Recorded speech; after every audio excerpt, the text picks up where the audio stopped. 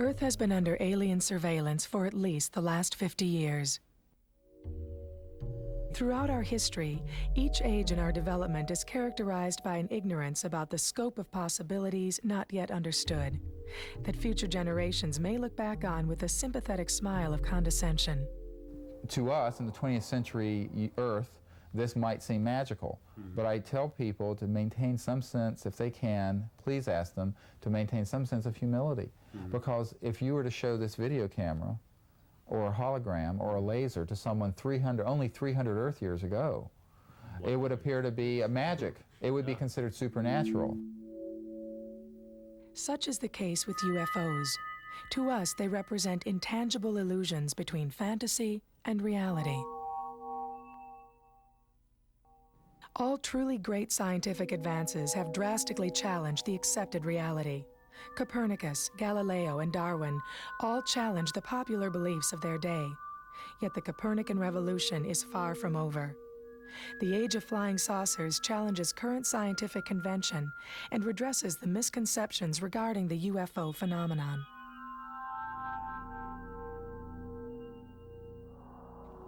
The possibility of a purely psychological explanation is ruled out.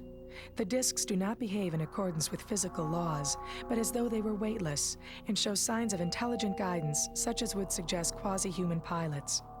The officials in possession of authoritative information should not hesitate to enlighten the public as speedily and thoroughly as possible.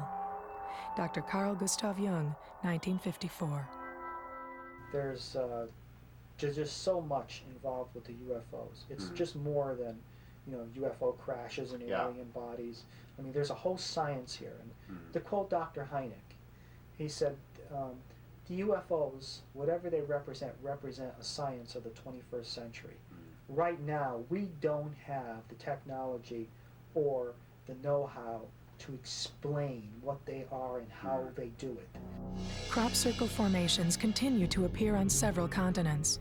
This is the beginning, a doorway opening to a new science, a new physics, a new energy, a new world. I think very much that's where this is all moving. Thousands of credible sightings continue to persist.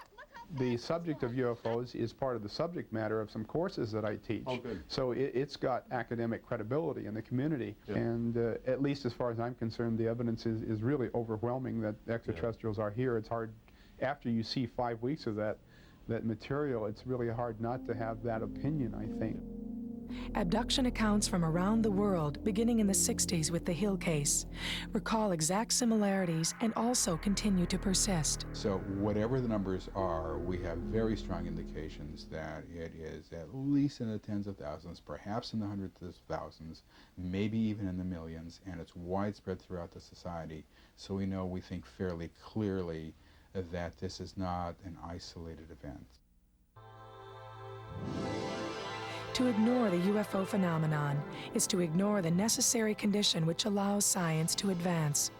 It may very well be ignoring the most profound occurrences of our times.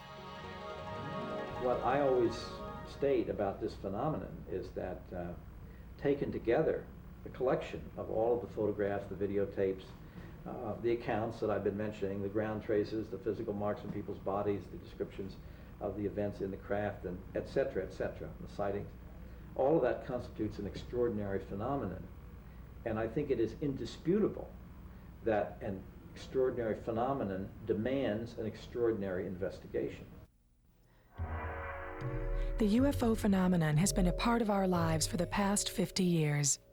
However, the popular assumption is that no serious studies have ever been applied to the subject.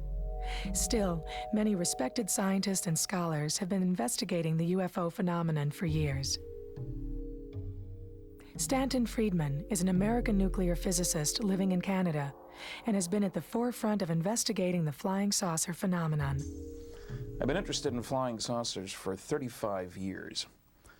I've been lecturing for 26 years. I've now spoken at more than 600 colleges, over 100 professional groups in all 50 states, and 9 of 10 Canadian provinces, Germany, England. The title of my lecture has always been, even though the lecture itself has changed, Flying Saucers Are Real. And the reason for that is very simple. After 35 years of study and investigation, I'm convinced that the evidence is overwhelming that planet Earth is being visited by intelligently controlled extraterrestrial spacecraft. The second conclusion I've reached is that the subject of flying saucers represents a kind of cosmic Watergate. That is to say, some few people within the government of the United States and Canada, and undoubtedly many other countries, have known since at least July 1947, when 2 crashed flying saucers were recovered in New Mexico, complete with bodies, that indeed some UFOs are alien spacecraft. That we're dealing with the biggest story of the millennium, visits to planet Earth by alien spacecraft, successful cover-up, partially because of a failure to take proper action on the part of the scientific and journalistic communities.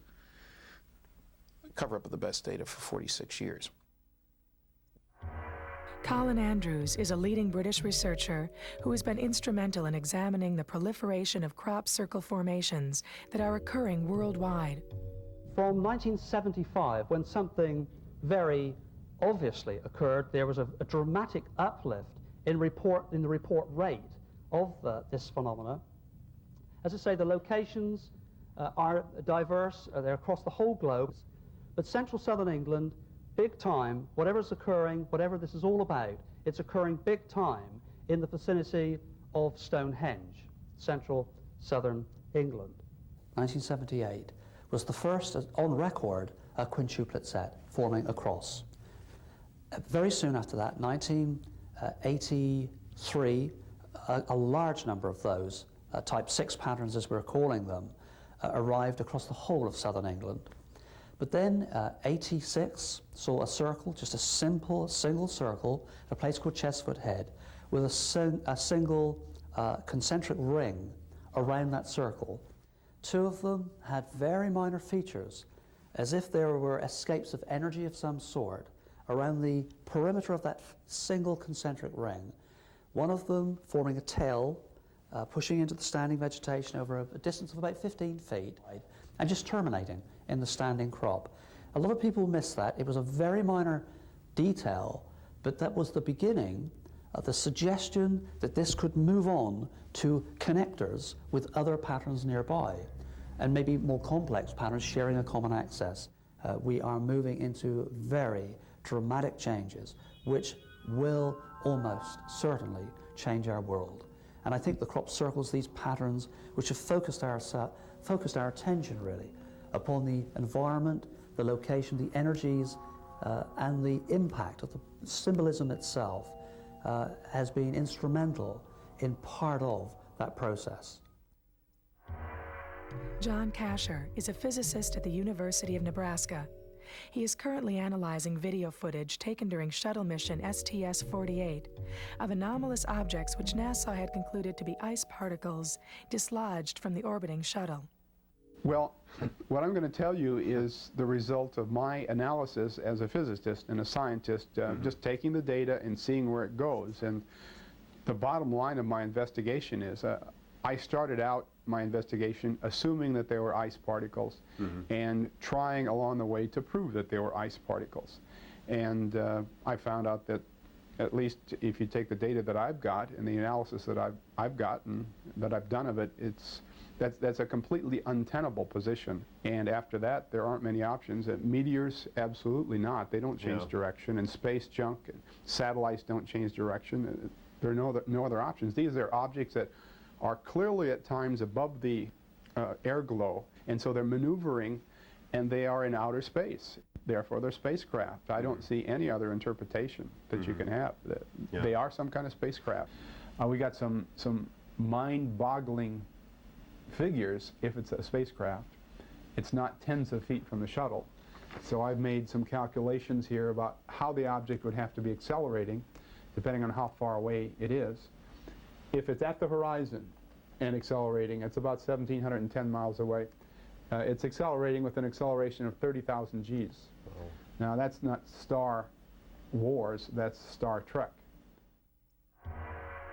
In 1991, Dr. Stephen Greer established CSETI, the nonprofit Center for Study of Extraterrestrial Intelligence, with the stated purpose of achieving contact and a sustainable relationship with extraterrestrial intelligence currently visiting our planet. I think that if you look at the data and the very credible reports that have occurred, that they do want us to know that, number one, that they are here.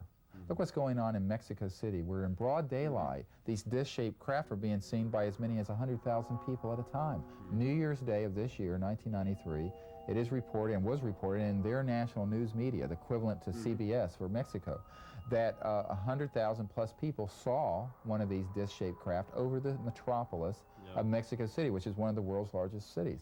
Now, you know, it's clear to me, and this has happened also in Belgium and in upstate New York and in Puerto Rico and other places. What does that mean? I think that means that they're wanting to let us know that we are not alone. But I think they're also inviting. I think that it's begging an answer. How do we respond back about it? Because, you know, once you conclude that we are not alone, do you leave it to the government to liaison that, to network that in a real-time sense, meaning right now relationship? The answer to that is that no, because it's not something that's viable. They're not going to be able to pull it off because of their national interest and military interest. So CSETI was formed as a means to doing two things. One is to provide credible information to the public. And two is to do real-time research out in the field where these things are going on. But it's not just the research in the passive sense of observation. It is has the express purpose of establishing a diplomatic liaison. Initiating contact. And initiating the contact, or at least cooperating with it. So that if you're out someplace, say that you're out in Mexico and a spacecraft is being seen in the area, our inclination is to send a team there to make real-time observations, but go beyond that and actually try to establish contact for the purpose of some sort of sustainable long-term relationship evolving out of that effort. You might call this interplanetary diplomacy or interplanetary relations. And this is exactly what we feel needs to be done here as we approach the turn of the next millennium, and the world increasingly is becoming a very small place. Harry Jordan is an architect and lay teacher at a Jesuit prep school in Omaha. For the past 10 years, he has conducted an exhaustive analysis of anomalous features which appear to be artificially constructed on the surface of Mars. These include specifically placed pyramidal forms, Tholis and Mastaba, and a three-dimensional face which exhibits precise symmetry. For instance, this is the main frame that I worked on. There was a recognition drawing, and here's the face in the center. And I've drawn this out. I drew this out some time ago. And this face is approximately 1,500 feet high by a mile and a half by a mile and a half. Now, if you look here off to the face, you'll see some circular uplifts, and they're equally spaced. There are 5 sets of them, 2 pairs, and they're all at 3.6 kilometers apart on the surface of the plane. They're all equidistant? Yes, they're equidistant. Now, that is the pattern for a foundation network that may have existed in the area, or a bridge network. Now, if you were a civilization that had achieved a profound level of technology that was able to affect even the movement, and I know this is wild for people, but they're going to have to stay with it, movement of planetary bodies, their positions in space, their harmonic or interpolated into their magnetic or their planetary gravity values, their harmonics, the frequencies they put off. If mankind had achieved that level and yet something came into the system and destroyed it, what would he leave behind on that planetary body that would be emblematic and holistically a scientific overview of what level he had achieved? And I submit that those artifacts on Mars were sculpted on purpose to remind us, because we don't live a long enough life, to remind us they literally are stones that are shouting at us about our heritage. And in 1976, mythology married fact during the Viking mission, and they got there, they got the data, they programmed the spacecraft to do that, they found the virtual needle in a haystack, and they've kept quiet about it ever since. An increasing amount of people worldwide are reporting abductions being conducted by alien beings aboard what we describe as UFOs. Bud Hopkins and David Jacobs, among others, have been attempting to establish the reasons for what appears to be an extensive biogenetic experimentation being conducted by certain alien life forms currently visiting our planet. The process that I introduced in my book Intruders is really an absolutely ongoing facet to the abduction phenomenon, that women are being artificially inseminated, re-abducted, developing fetuses are removed. There seems to be this bonding ceremony over and over again.